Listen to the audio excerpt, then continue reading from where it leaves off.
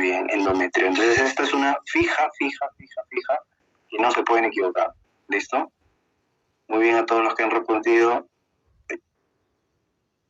endometriosis. O sea, ¿qué es un endometrioma? El nombre lo dice, endometriosis, endometrioma. Bueno, es cuando el tejido endométrico es un tejido ectópico, se va a otra parte, ¿no? Entonces, endometriosis es la enfermedad. Endometrioma es cuando ese tejido ectópico va al ovario, ya que es lo más frecuente. Entonces, la triada característica, para que sepan, la triada del endometriosis.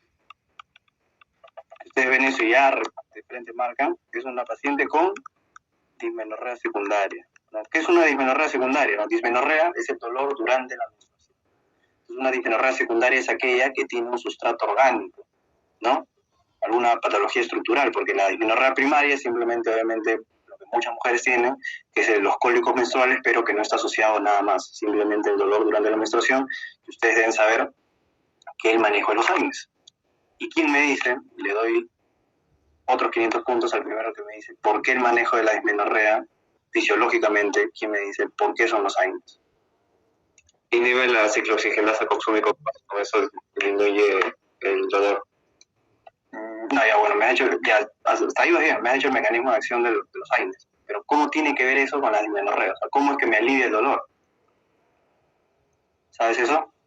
¿O alguien sabe? Tiene que ver con las prostaglandinas. Ya. ¿Por qué? ¿Qué hacen las prostaglandinas? Las prostaglandinas estimulan la contracción del útero, entonces al inhibir las prostaglandinas no hay contracción, entonces no hay dolor. Muy bien, muy bien. Eso es, ¿no? Y ustedes que sepan ese principio es muy importante para otro fármaco, ¿no? Porque las prostaglandinas, bueno, el tipo de prostaglandina que es el I2, que actúa a nivel del útero, contrae el útero. Entonces, obviamente nosotros al usar AINES, ¿no? Como lo han dicho, bloquean la ciclooxigenasa, bloquean las prostaglandinas, por lo tanto disminuimos la contracción uterina y eso alivia el dolor. Ahora, el mismo principio de las prostaglandinas se usa para el tema de los abortivos, ¿no? Porque, ¿qué es el misoprostol? No sé por qué siempre dicen misoprostol es un análogo de oxitocina. No es un análogo de oxitocina. El misoprostol es un análogo de prostaglandina. Por eso que el misoprostol genera contracción uterina y eso genera pues el aborto, ¿no? Entonces se entiende mucho más, como cuando les digo, en vez de solo aprenderse de memoria, ¿no? Sino entender, ¿ya? Y por ejemplo la mifepristona, que es la es un análogo de, es un antagonista de progesterona. Se entiende porque la progesterona, bueno, ahorita lo vamos a hablar, es un relajante. La progesterona, por eso decimos progestágeno, muy aparte que hace un montón de labores para mantener la gestación. Una de esas es mantener al útero haciendo que no se contraiga, ¿no? Entonces la mifepristona es un fármaco que bloquea la progesterona, ¿no? Entonces por eso. Y la prostaglandina, ojo, ya en la parte obstétrica, muy aparte de generar contracción uterina, la prostaglandina es la que genera cambios cervicales también, ¿ya? Ojo. Bueno, entonces volviendo a esto, tiene dismenorrea secundaria, ya, va a venir con más menos, vamos a ponerle polimenorrea, porque les dije que yo lo que más asocio siempre al paciente con polimenorrea, o sea, que le viene a cada rato, es endometriosis y problemas de infertilidad, ¿no? Sobre todo estos dos. Pacientes que te digan que tiene dolores en sus menstruaciones con problemas de infertilidad, descarten endometriosis, ¿no? Y dentro de los hallazgos que pueden encontrar que te van a decir, les voy a poner palabras clave, ¿ya? Esta es el quiste achocolatado. Quiste achocolatado, obviamente porque esto es a nivel ovárico, como les digo, quiste achocolatado, endometrioma, ¿no? O característicamente también te ponen una imagen en el ovario de vidrio esmerilado, también una pepa para que pienses en endometrioma, ¿no? Endometriosis, si te hablan, como les digo, endometriosis es la enfermedad en general, ¿no? Cuando va al ovario, que es lo más frecuente, es endometrioma. ¿Listo? Muy bien. Y vamos con la última pregunta de gineco.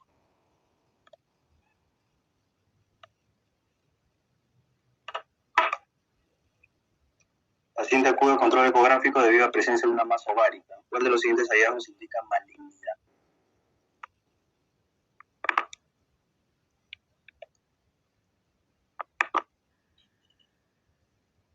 Sí, José Luis, no te preocupes. Ya hay OMI, José Luis, ahí los tengo acá. Tiene sus 500 puntos más. Muy bien, hay vascularización abundante. Ya, entonces, para terminar, bueno, ya que es un tema siempre que hago en lo último de los menos preguntados, yo siempre les recomiendo, ¿no? Ginecología, sí o sí, o sea, sí o sí tienen que ir sabiendo bien tema de amenorrea, temas de HUA, o sea, todo lo que tiene que ver con leiomioma, o sea, esas pepas, ¿no? De cuándo piensan en adenomioma, cuándo piensan en mioma, algunos manejos, ¿no? Anticonceptivos, ¿ya? Anticonceptivos. Solo que no les he puesto una pregunta porque, literal, o sea, ustedes han visto que yo hablo de algo y me explayo. Y la verdad es que hablarles de anticonceptivos, yo hasta ahora sigo preparando una clase con la norma técnica porque quiero hablar todo lo que es anticonceptivos, pero anticonceptivos es algo que sí o sí viene, ¿no? Entonces, pero sobre todo la parte de las contraindicaciones, ¿no? Porque les van a poner un caso clínico y ver cuál es lo mejor para la paciente, ¿ya? No aprenderse mucho la tasa de falla o los métodos no hormonales, sino más que todo con respecto a los hormonales, ¿no? Con respecto a diferenciar un implante, cuándo poner un implante, cuándo poner anticonceptivos combinados y eso, ¿ya? Mi recomendación, y cáncer de cervix, ¿no? Cáncer de cervix, de hecho, tienen que ir sabiendo, o sea, acá les he dicho estadiaje, una pregunta de vacuna, que bueno, no creo que sea una pregunta que pregunten por la dinámica, pero la parte del tamizaje, ¿ya? Toda pregunta que ustedes vean de cáncer de cervix que le digan que es low SIG, se ve hallazgo, algo patológico, así sea de bajo grado, marquen colposcopía más biopsia, ya no se van a ir por el lado de, no, que si de bajo grado unas guías dicen que controla tal, colposcopía más biopsia, ¿ya? Les vas a hablar. Si no saben ya, colposcopía más biopsia, es la clásica, ¿ya? Eso también tiene que saber bien, ¿listo? Entonces, bueno, con respecto a la masa ovárica, tenemos que saber cuáles son hallazgos o criterios, ¿no? Benignos en una ecografía y cuáles son malignos, ¿no? Y eso con respecto a los criterios como les puse, esos son los criterios IOTA, ¿ya? No lo he puesto ahí. Por ejemplo, un criterio, el B1, que es benigno 1, es que sea unilocular. O sea, que sea la presencia simplemente de un estado unilocular es benigno, ¿ya? Lo otro es que sea una masa sólida, ¿ya? Pero menor a 7 milímetros. ¿Listo? Lo otro es que tenga presencia de sombra acústica, ¿ya? Dice siempre que es sombra acústica es algo quístico. ¿Ya? Eso también me enseñaron hasta en la parte ecográfica de cuando quieres descartar entre un pólipo en una vesícula o si es un cálculo, ¿ya? Esos generan sombra acústica. ¿Listo? O sea, porque es algo benigno. Lo otro es que sea multilocular, ¿ya? O multilocular, ya puede haber la presencia de multilocularidad, pero que sea menor a 10 centímetros. ¿Listo? Y lo otro es que haya, obviamente, ausencia de vascularización. Eso es benigno. ¿Listo? En cambio, maligno, si no vamos por el otro lado, es que sea uno sólido, irregular. Sí, ustedes saben, siempre que les aparece algo como con bordes irregulares, el cáncer de próstata, con respecto a bordes irregulares en una ecografía de tiroides, siempre eso es criterio de malignidad, ¿ya? Que haya presencia de ascitis, ¿ya? ¿Cómo se llama ese famoso? Así, ustedes saben, la primera palabra que se le viene. Paciente con tumor ovárico y ascitis. Muy bien, ya hasta antes de preguntarle ya iban a responder. ¿Ya? MEIS. ¿Y qué tiene eso? ¿Qué tiene eso en común? O sea, eso es también algo curioso, que es justo del tumor ovárico más frecuente, ¿no? De los pacientes con ¿cómo se llama? Con tumor de tiroides también. O sea, ¿qué cuerpos tienen eso? Tienen unos cuerpos que comienzan con EP. ¿Hay alguna vez han leído eso? En la histopatología, muy bien, los cuerpos de Samón. ¿Ya? Eso no lo van a preguntar, pero es algo interesante. ¿Ya? Y M3 que tenga más de 4, mayor de 4 papilas, y el M4 se habla como el otro de que sea multilocular, pero en este caso sí multilocular mayor a 10 centímetros, ¿no? Y con respecto a la vascularidad, que la vascularización sea abundante. ¿Listo? Entonces, ese era el dato de malignidad. A ver, hasta ahí, ¿qué les ha parecido la dinámica? ¿Todo bien? ¿Se ha entendido? ¿Les gusta? O sea, es que más o menos a mí es la primera vez que lo hago, como para ver también cuánto demora, ¿no? O sea, yo también entiendo que muchos también están con otros temas que quieren repasar, ¿no? Así que ya esta última parte, ya para hacerlo didáctico, lo vamos a hacer ya simplemente con la parte de las preguntas, ¿listo? Y les voy a comentar porque también ya van a ser 11:30 y me estoy hablando temprano. ¿Ya? A ver. En el caso sí que hay algo que quiera escribir, ya sí lo voy a poner, ¿ya? ¿Ya? ¿Cuál de los siguientes eventos fisiológicos ocurre en la gestación? Mi hermanito Rodrigo que gana 150 por partido de básquet. Lo siento por pregunté por las fechas para no hacer el temporada.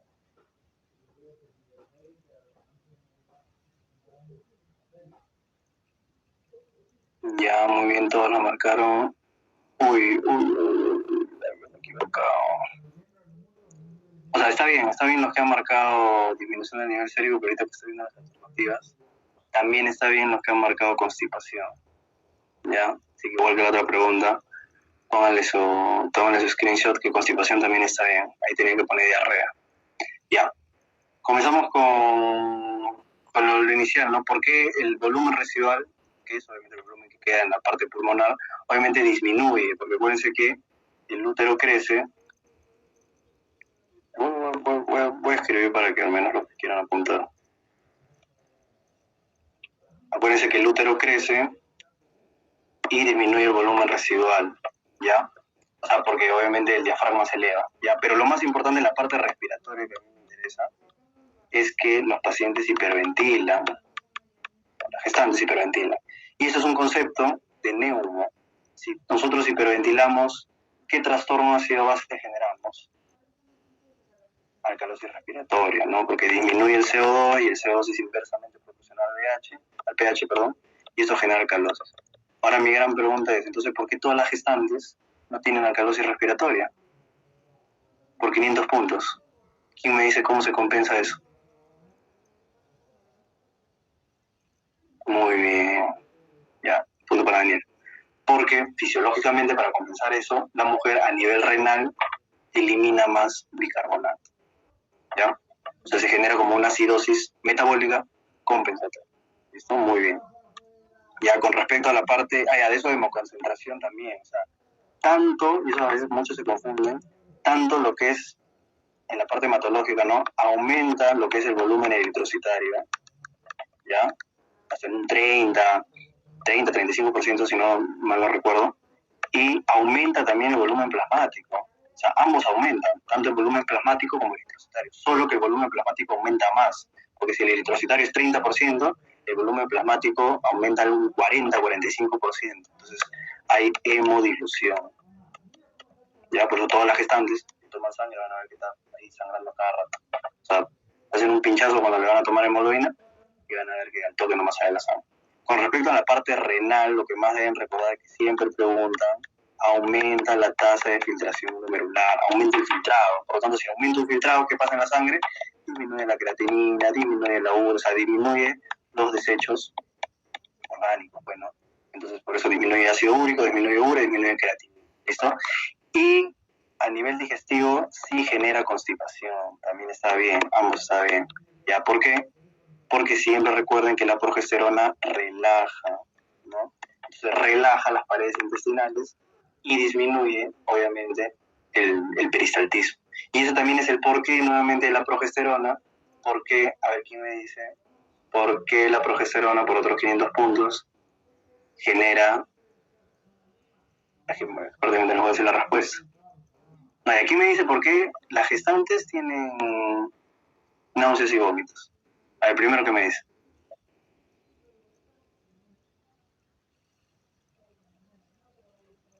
EEI. ¿Qué pasa con el EEI? ¿Qué tiene que ver? O sea, ¿cómo es la relación entre el EEI con el... Ya, bueno, no, ya yo vendría a preguntar solo. Ya fue. Ya, porque la progesterona, o sea, muy aparte de la beta-HCG, ojo, porque la beta-HCG obviamente también genera este reflejo nauseoso, por eso que la hiperemesis gravídica siempre recuerden que es en el primer trimestre. O sea, no existe hiperemesis gravídica en el segundo, en el tercer trimestre, porque acuérdense que el pico de beta-HCG es a las 12, hasta las 16 semanas.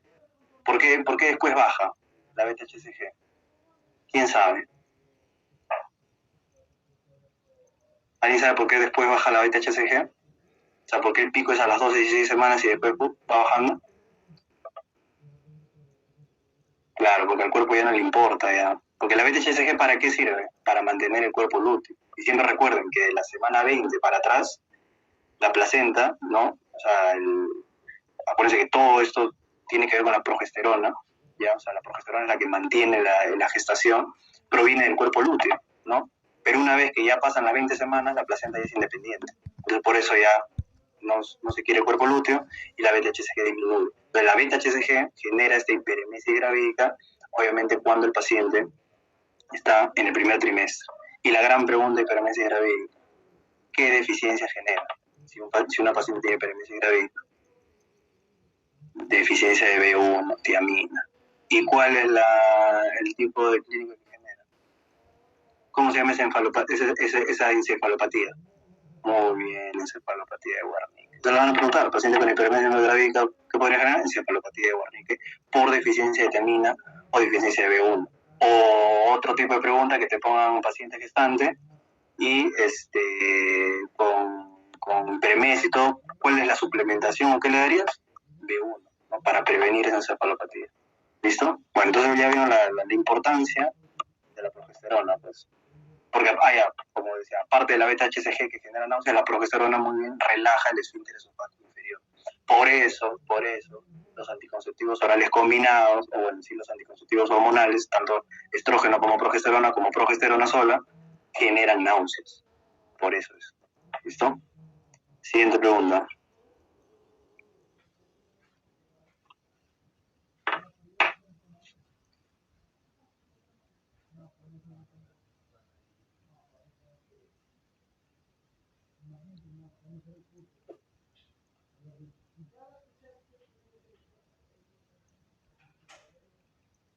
A ver, ¿en qué control iniciamos la suplementación? Pregunta Cerús. Es horrible ese examen. Uy, primer control, segundo control. Ya. Ahí la pregunta es clara, ¿no? Y eso también tienen que saber. ¿A partir de qué semana, según la norma técnica, se inicia la suplementación? Muy bien, a partir de las 14 semanas. Nosotros, ustedes deben saber, el primer control que se hace a una gestante es antes de las 14 semanas. Obviamente ahí no inicia la suplementación de hierro. Recién el segundo control, que el segundo control se hace obviamente entre la semana 14, entre la semana 21, ahí comenzamos la suplementación. ¿Ya? Entonces, vamos a hablar así un poco a leguas, ¿ya? Lo que es, por ejemplo, los controles. O sea, ¿qué es lo menos importante en cada control? ¿Listo? En el primer control, como les digo, es en las primeras 14 semanas. Ahí ustedes le tienen que pedir todo, ¿no? Glucosa, que ya saben que si eso sale menos de 92, ahí no pasa nada. Vamos a hacer luego el tamizaje, ¿no? de glicemia a las 24 o 28 semanas, ¿no? Que es el famoso test de Sullivan. Porque ustedes deben saber que a esa semana ya aumenta la resistencia a la insulina. Y ahorita lo vamos a explicar porque hay una pregunta, así que más o menos ya sepan que les voy a preguntar, ¿ya? Pero si sale menos de 92, normal. Si sale de 92 a 126, ya se diagnostica de diabetes gestacional. Ojo, acá no es como diabetes en general, el tema de diabetes, que siempre usted pues, tiene sus puntos de corte de 100, 126, para decir, pues, ¿no? Normal, prediabetes y diabetes, ¿no? Cuando hablamos de diabetes gestacional, estos son los puntos de corte.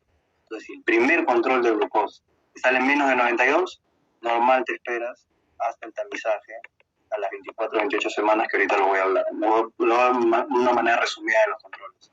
¿Ya? Pero si sale de 92 a 126, ya es diagnóstico de diabetes gestacional. Pregunta típica de obstetricia: ¿cuál es el manejo de una diabética gestando? Insulina. insulina, ahí no le van a poner pues metformina, no, porque la insulina es la única que no atraviesa la placenta, por eso, ya es lo típico. Por más que te pongan un montón de cosas, paciente gestante diabética se maneja solo con insulina. Y si ya obviamente es diabética anteriormente y no sé, pues toma su empaglifosina, qué sé yo, se cambia a insulina, cambia de esquema, ¿listo? Y si sale más de 126, obviamente es porque esta ya es una diabetes pregestacional. ¿Qué significa pregestacional? Es una paciente que ya tenía diabetes y que posiblemente ahí recién se está enterando, ¿listo? Entonces esos puntos de corte nunca olviden. El grupo RH, ¿no? Que si ya saben que si es negativo, ahí vamos a abrir un algoritmo, ¿no? Obviamente pensando que el papá es positivo. Su examen de orina, porque ya saben que la paciente puede que no tenga síntomas, y cuáles son las únicas bacteriurias asintomáticas que se manejan. A ver, ¿cuáles son las únicas bacteriurias asintomáticas que se manejan? La gestante y el paciente que va a ser sometido a procedimientos urológicos, ¿ya? Por eso sí o sí se le pide examen de orina por más que no tenga clínica, ¿listo? Y obviamente todo lo que es BDRL, VIH, hepatitis B, ¿no? O sea, su antígeno de superficie, que se deben saber que si la paciente está enferma. Entonces, eso es todo lo que se pide, obviamente, aparte del laboratorio y todo. Entonces, ese es el primer control y obviamente su ecografía del primer trimestre. ¿Listo?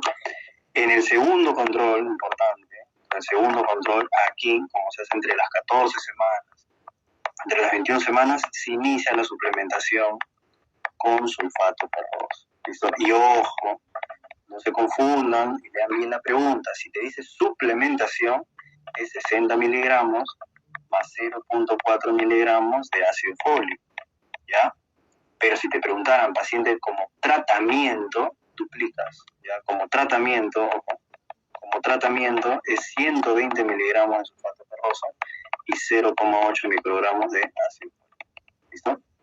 Eso también puede preguntar, y también a partir de qué semana, porque, ojo, eso ha cambiado, ¿ya? Antes era semana 12, y algunas veces preguntan con respecto a esa anterioridad, pero actualmente es a partir de la semana 14. En el tercer control, ¿qué cosas importantes hacemos en el tercer control? Si es de las 22 a las 24 semanas, ahí hacemos la ecografía morfológica, ¿ya? Y ojo, miren, eso yo aprendí en Serum, que eso se tiene que poner el código del giseo, o sea, cuando eco no es simplemente eco obstétrica y se manda, ¿no?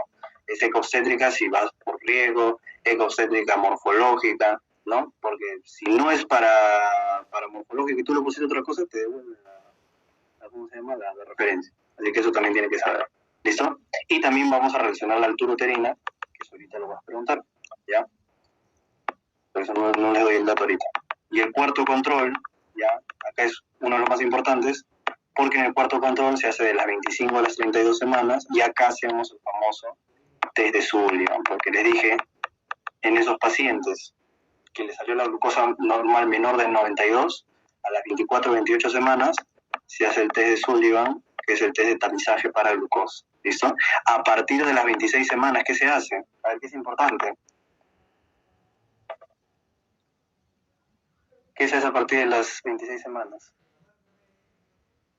¿Qué ya pueden realizar a partir de las 26 semanas en una gestante? Muy bien, las maniobras del Leopold, si te preguntan, ¿a partir de qué semana puedo generar Leopold? A partir de las 36 semanas. Ya, esto pregunta típica, sencilla. Primera maniobra, ¿qué veo? El fondo uterino, ¿no? Para ver cuál es la situación, ¿no? Segunda maniobra, ¿qué veo? La posición. Tercera maniobra, ¿qué veo? La presentación. Cuarta maniobra, ¿qué veo? El encajamiento. Pregunta que han hecho en el salud. ¿Cuándo yo digo que un bebé está encajado? ¿Quién sabe? No lo de los planos, simplemente cuando yo digo que un bebé ya está encajado. ¿Alguien sabe? Por 500 puntos.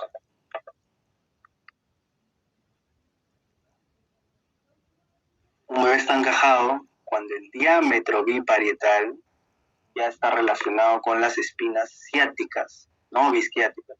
Ya, cuando el diámetro biparietal ya está a nivel de las espinas ciáticas. Cuando el diámetro biparietal ya está a nivel de las espinas ciáticas. Y esto en los planos, ¿cómo lo vemos? En el plano de Lee es el 0 y en el plano de Hodge es el tercero, el grado 3. Por ahí pregunta. Mi gran pregunta es, ya bueno, esto es no como pregunta de examen, sino digamos pregunta de rotación, porque me imagino que hagan en salud o hagan en el NAM, bueno, en el NAM ya se están saliendo del internado, los que van a dar en el salud, si un bebé está en transverso, ¿cuál es la posición? ¿Quién me indica la posición del bebé? Porque la posición es en relación al ¿cómo se llama? El torso del bebé en relación al ¿cómo se llama? A la madre. Ya está bien, o sea, si el torso es el que me dice la posición, pero si está en transverso, o sea, en transverso está así, ¿no? Y yo no voy a decir posición hacia arriba, ¿sí? Entonces decir derecho o izquierdo.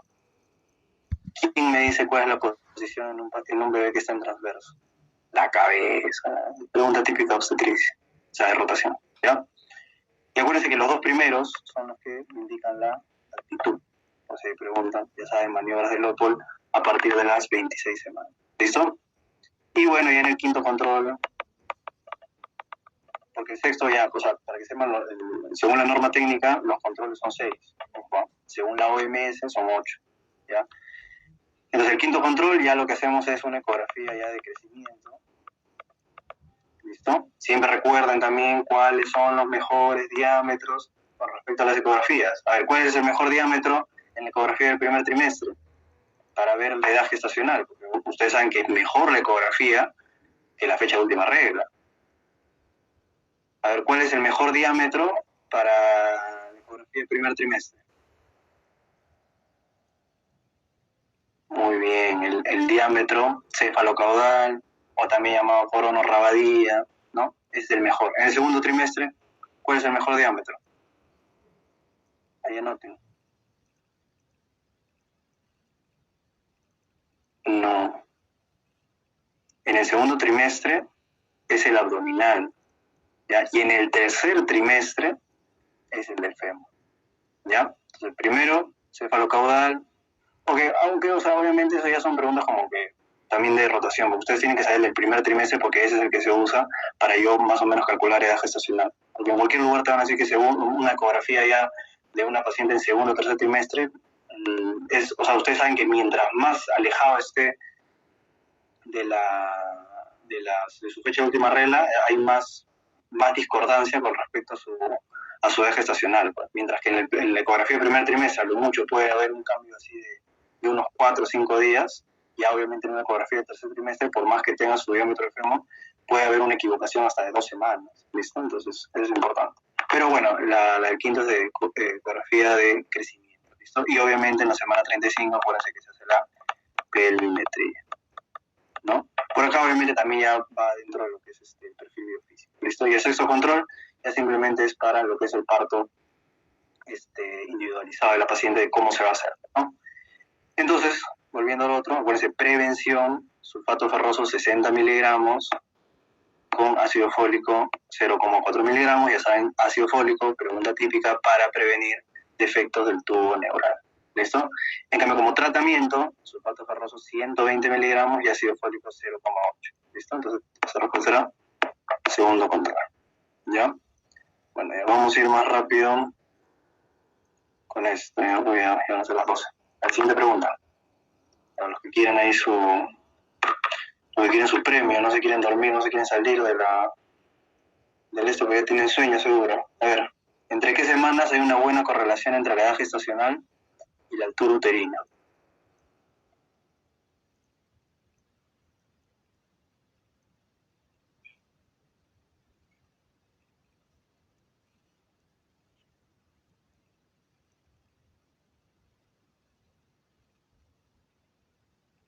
Muy bien, entre las 20 y las 34 semanas, ¿ya? Y con respecto a altura uterina, vamos a poner así las PEFAS, ¿no? Vamos a hablar más que todo las PEFAS. Si ustedes les ponen un paciente con altura uterina, ¿no? Menor, obviamente, por ejemplo, está una gestante ya de 24 semanas según ecografía obstétrica, y su altura uterina es 20, 19, o sea, menos, lo primero que piensan es en RCU. Ya, lo primero. Y acuérdense que lo mejor para el RCIO, o sea, como manejo, como diagnóstico inicial, es el diámetro abdominal, la circunferencia abdominal, como les dije. Y lo otro que ya podemos empezar pues es oligohidramios, óbitos fetales. Pero lo primero que debe empezar es el RCIO. Y si les dice aumento, ¿ya?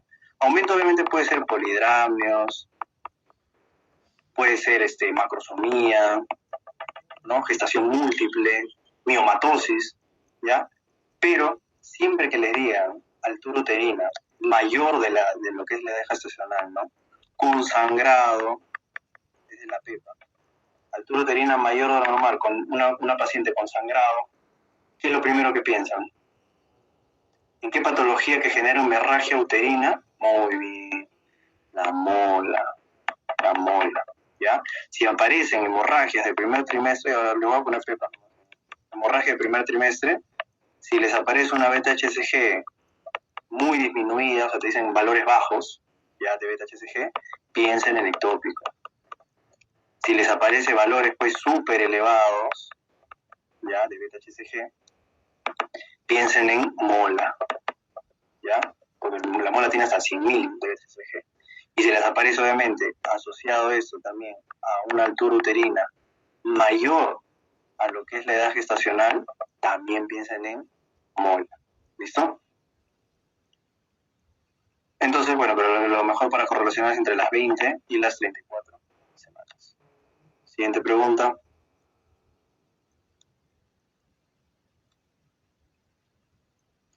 La diabetes gestacional se hace debido a un pico hormonal que genera resistencia a la insulina. ¿Qué hormona es la responsable de esta resistencia? ¿Qué hormona es la encargada en la gestación de meter la glucosa de la madre en el bebé?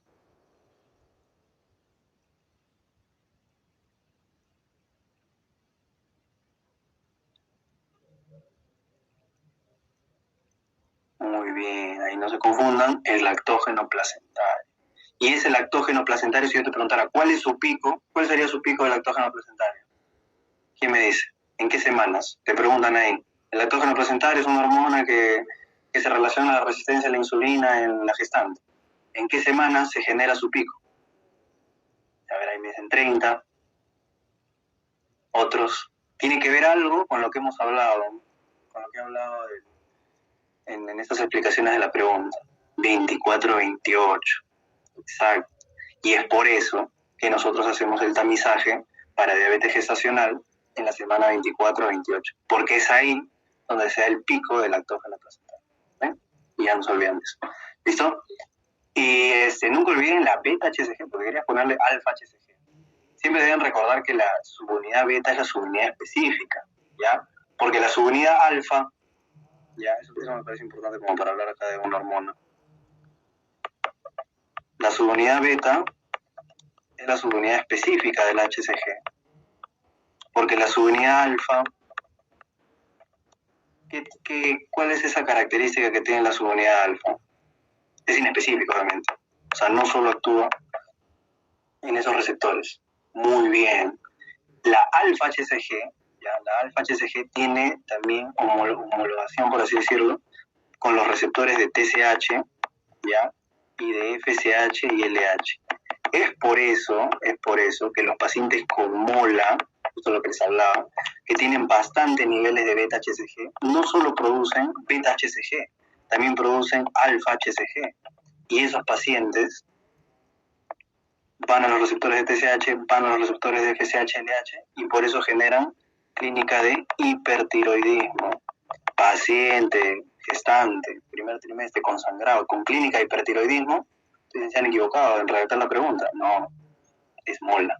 O, en este caso, generan los quistes luteínicos, entendiendo que la alfa es la inespecífica. ¿Ya? Siguiente pregunta. Ya, esto lo voy a que lean un poco, ¿ya? Porque eso sí se tiene que asociar rápido. A ver.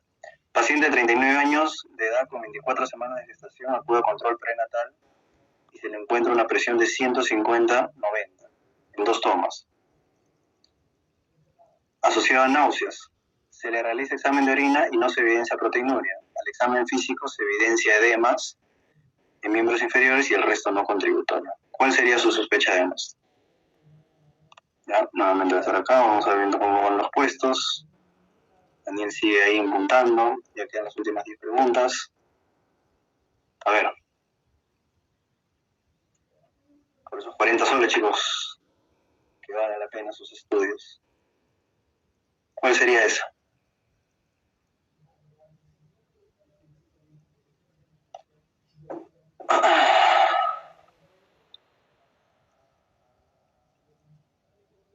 Muy bien, estaba entre preeclampsia sin criterio de severidad y hipertensión gestacional. Ya, esa es otra pepa.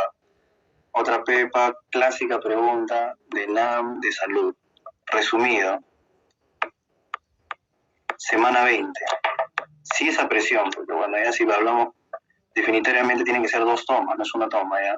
Pero si esa presión te sale mayor o igual a 140/90 antes de la semana 20, ya para los que han marcado hipertensión crónica, a eso se le llama hipertensión crónica, que es un paciente que posiblemente ya tiene hipertensión desde antes, ¿ya? Listo. Porque recuerden, es más, la presión arterial disminuye en los 2 primeros trimestres, porque disminuye la resistencia vascular periférica.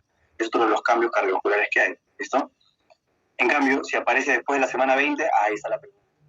Porque si es después de la semana 20, y eso obviamente es un paciente que no es hipertenso, puede ser una hipertensión gestacional, ¿ya?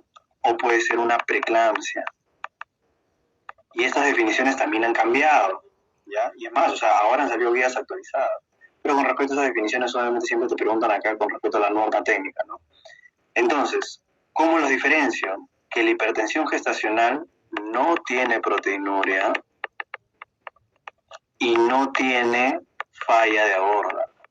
¿Ya? Antes te decía que sí o sí para que tú digas preeclampsia tenías que tener proteinuria. Ahora no. Para decir tu preeclampsia puedes decir si tiene proteinuria o si es que tiene falla órgano.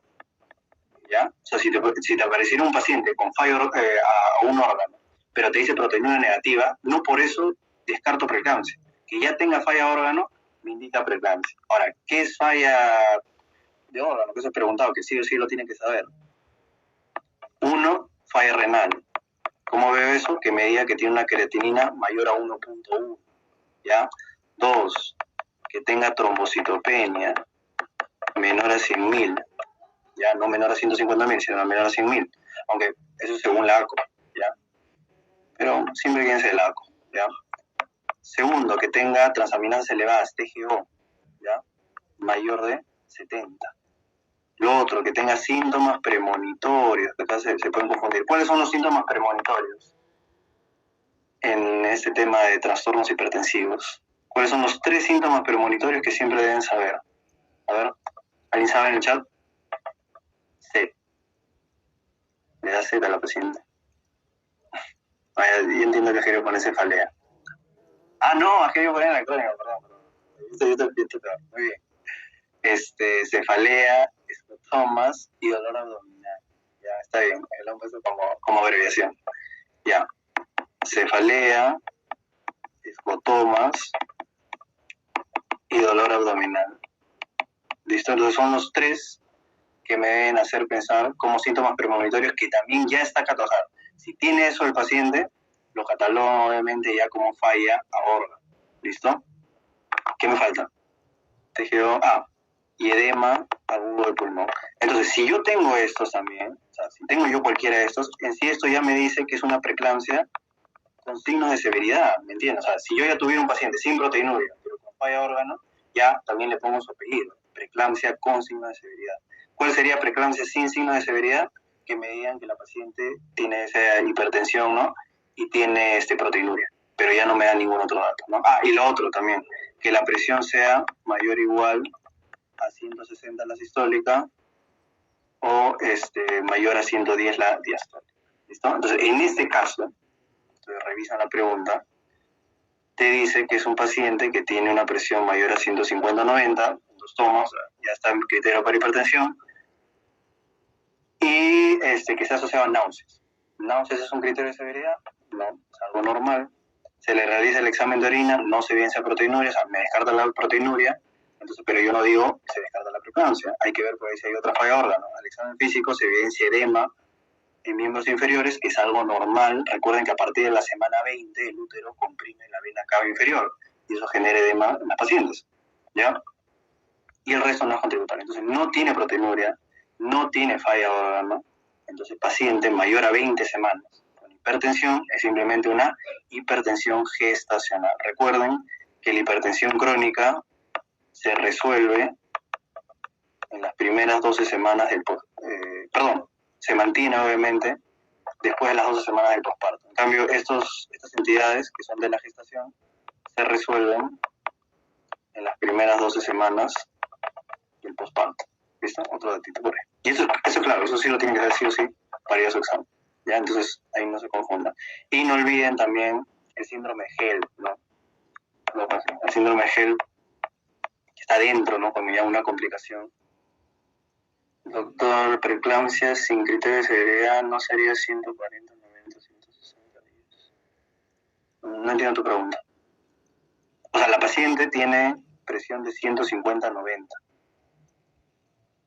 O sea, no llega ni siquiera a 160 a 110. Porque, o sea, si tuviera la presión en las tomas mayor a 160 a 110, también se dice ya preeclampsia con criterios de severidad. ¿O no entiendo tu pregunta?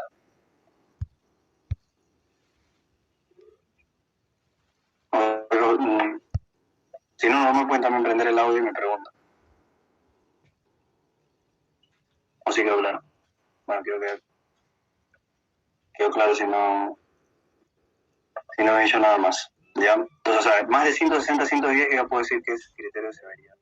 Ya por eso también vean la presión. Por más que no haya falla de órgano, por más que no haya proteinuria, eso también es para que marquen como criterio de severidad. ¿Ya?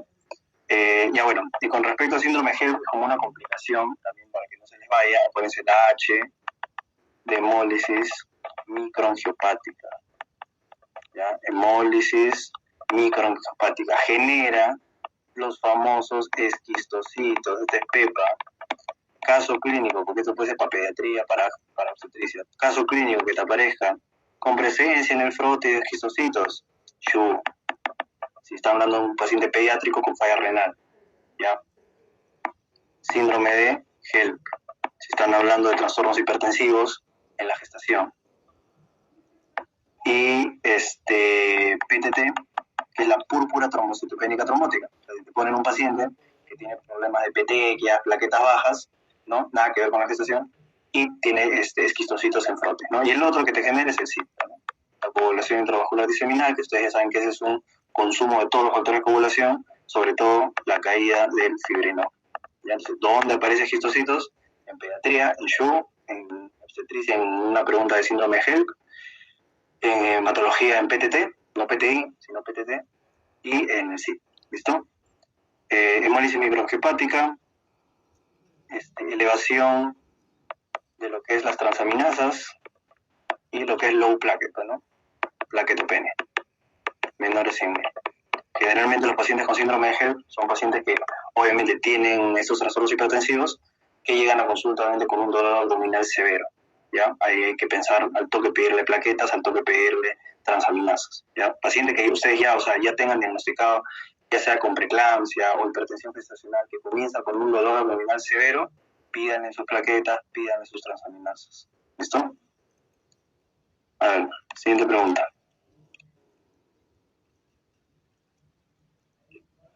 Durante el control a la gestante se le realizó una ecografía encontrándose el signo de lambda. ¿Qué tipo de embarazo presenta? A ver.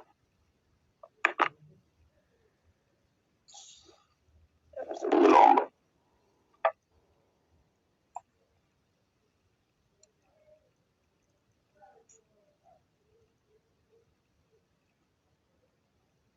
Ya, muy bien, nos han puesto bicorial diamniótico.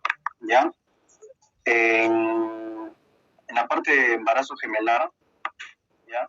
Es importante en qué momento se da esa anomalía, esa división, ¿no? Acuérdense que se dan los primeros 3 días, o sea, en el proceso de que se está convirtiendo en una mórula, es bicorial diamniótico. O sea, estamos hablando obviamente de un embarazo gemelar, ¿no? se divide bien, cada bebé tiene su saco coriónico y tiene su amnios, ¿no? Entonces, este obviamente es el de mejor pronóstico, ¿listo? Si se da la división, por ejemplo, entre el 4 y el 7º día, ¿ya? Ahí decimos que es monocorial, ya ahí está en el mismo corión, pero es biamniótico. O sea, el primero es como que sea esto, pues, ¿no? Cada uno tiene su saco, cada uno tiene su amnios, ¿no? En cambio, el monocorial biamniótico es que los dos están en el mismo corión, pero cada uno tiene su amnios, ¿ya? Mientras más se aleje es peor, pues, ¿no? Porque si se hace la división en la segunda semana, ese ya es el monocorial monoamniótico, ¿no? O sea que es así. Mismo corión, mismo amnios, están los dos metidos. Y si ya se genera, obviamente, después de las 2 semanas, ya son los famosos siameses. O sea, ya se pegan, ¿no? Entonces, cuando nosotros vemos esta división, ¿ya? Esta división en la ecografía, a eso se le llama el signo de lambda. El signo de lambda es un embarazo bicorial. En cambio, cuando simplemente, bueno, esto no es una imagen ecográfica, pero cuando un embarazo es monocorial, ahí encontramos el signo delta, o también llamado signo de la T invertida. ¿Listo? Como última pregunta para acá, ¿cuál de todos es el más frecuente? Te preguntan cuál es el embarazo, el tipo de embarazo general más frecuente. Bicorial biamniótico, monocorial biamniótico, monocorial monoamniótico o siameses. Nadie me marca más. Bibi. Otro, monobi. Lo más frecuente es monocorial biamniótico. Monocorial biamniótico.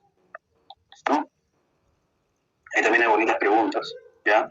Como dice que criterio para, por ejemplo, parto vaginal, porque la mayoría va a ser cesárea, es que los dos bebés sean de presentación cefálica, ¿ya? O que te digan que el primer bebé es de presentación cefálica. Si el primero no es de presentación cefálica, cesárea, ¿ya? No se hagan mucha bola. Listo, siguiente. ¿Cómo vamos? Cambiaron los 5 primeros.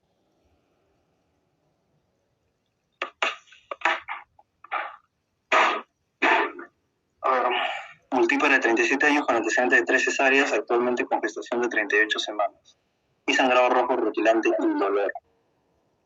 ¿Cuál es el origen y el manejo adecuado?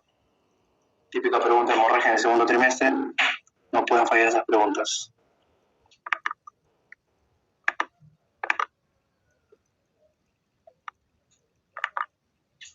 A ver, ya muy bien la mayoría. Placenta previa. No se confundan con DPP, ya que les voy a hacer el resumen, porque eso es típico, o sea, examen de NAM, examen de salud, que no vengan con preguntas de hemorragia del primer trimestre, del segundo trimestre, es un examen de medicina rápido, ¿no? Entonces, cuando nosotros tenemos, y se resumen, ¿no? Ya sangrado de la segunda mitad. Sobre todo lo más importante que le van a preguntar es diferenciar DPP de lo que es placenta previa, ¿ya? Entonces, ese sangrado es indoloro, ¿ya? O sea, simplemente un sangrado que la mujer de la nada ha visto que está comenzando a sangrar pero no le duele, o es doloroso. Si te dicen sangrado indoloro, ya lo más probable es que sea placenta previa, porque acuérdense que placenta previa además es la causa más frecuente de sangrado en la segunda mitad del embarazo, ¿ya? Pero por ahí te quieren ahí agarrar en la pregunta, por eso ustedes como que vayan recontra confiados, siempre lean todo el enunciado, ¿no? Porque a veces uno se emociona, yo entiendo eso, ¿no? Pero, o sea, aseguren bien sus preguntas, ¿no? Si es fácil, asegúrenla bien que lo han leído todo correcto, ¿ya? Entonces, si es indoloro, puede ser que haya ausencia de sufrimiento fetal, o sea, que en el monitoreo fetal te dice que no hay ningún dato de por ejemplo, bradicardia fetal o desaceleraciones tardías, ¿no? O te pueden decir que sí hay sufrimiento fetal agudo. Si hay sufrimiento fetal agudo, van a pensar en basa previa, ¿ya? O si te dicen que todavía es más directo, Es un sangrado indoloro asociado a que le hicieron al paciente una amniotomía. Si has hecho una amniotomía con un estudio y comienza a generar ese sangrado indoloro, es una vasa previa. La vasa previa pues es infrecuente, no te van a preguntar eso. En cambio, siempre que te dicen sangrado indoloro, no te dan datos en sí nunca de sufrimiento fetal, simplemente es una mujer que está tranquila y ha comenzado a caer sangre, que es un sangrado rojo, vinoso, ¿listo? Placenta previa, que es la causa más frecuente de sangrado en la segunda mitad del embarazo, ¿ya? Las placentas previas hay 4 grados, ¿no? La grado 1, que es la implantación baja, el grado 2, que a veces lo han preguntado, que es el marginal, que es el que ya está pegado al óseo, y el grado 3 y el grado 4, que ya son, que obstruyen el óseo, ¿no? El orificio cervical interno. Solo que el grado 3 es parcial y el grado 4 es completo. Para mala suerte, el tipo más frecuente de placenta previa es el grado 4. Por eso, si no te dicen el grado, no te dicen nada, el manejo es cesárea, ¿ya? Porque la única manera que sea parto vaginal es que te digan que es grado 1 o que es grado 2 y la paciente esté estable. Si no, marquen cesárea, ¿listo? Y en el caso que sea un sangrado doloroso, vean bien también la pregunta, si es que hay un tono aumentado, ¿listo? Si es que te dicen que hay tono aumentado, tiene severo dolor abdominal, te dicen es un útero hipertónico, ¿no? El famoso útero sí me confundo con Corbusier, es Coubolier, ¿no? Coubolier. Hay una cosa que se llama el signo de Cobusier, que es para cáncer de páncreas, y este es el útero de Coubolier, ¿ya? Eso nosotros vamos a pensar en DPP, desprendimiento prematuro de placenta, o también llamado abrupto placental. Pues ahí te quieren agarrar, es lo mismo, DPP o abrupto, o desprendimiento prematuro de placenta o abrupto placental. O si te dicen paciente que tuvo un trauma, ¿no? Se cayó de la cama, tuvo un accidente de tránsito y comienza a presentar sangrado, piensen también en DPP, ¿ya? Porque la placenta previa, como les digo, ¿cuál es el antecedente más importante de placenta previa? A ver, ¿cuál es el antecedente que debe haber en la paciente? Muy bien, la cesárea. ¿Por qué la placenta previa? La placenta previa es la inserción anómala de la placenta en el útero. ¿Y eso por qué se da?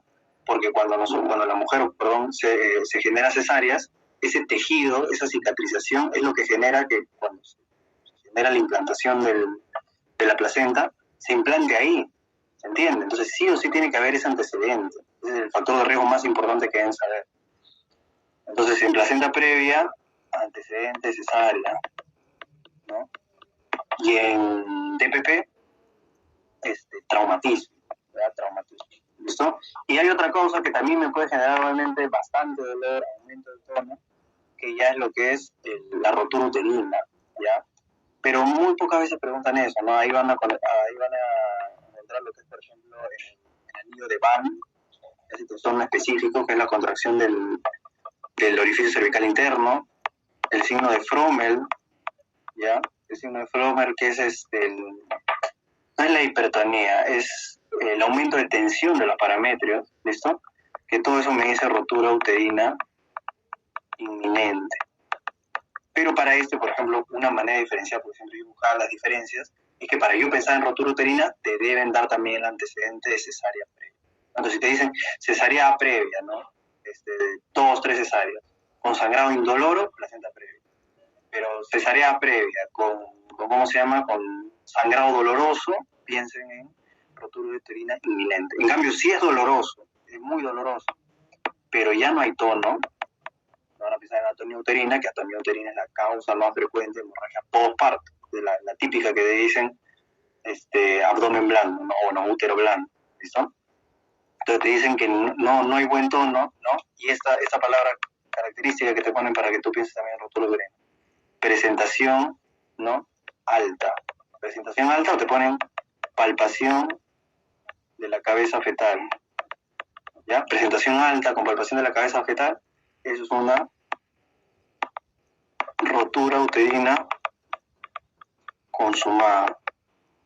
Muchas veces ni siquiera te ponen para diferenciar consumada de inminente, ¿ya? Así que generalmente, como yo les digo, por banquear, siempre te ponen esto, presentación alta, con palpación de cabeza fetal, piensa en rotura uterina. Te lo van a poner igual, solo rotura uterina, pero si le quieren poner su nombre, su apellido, es la consumada, ¿ya? Doloroso, hipertónico, asociado a traumatismo, DPP, ¿ya?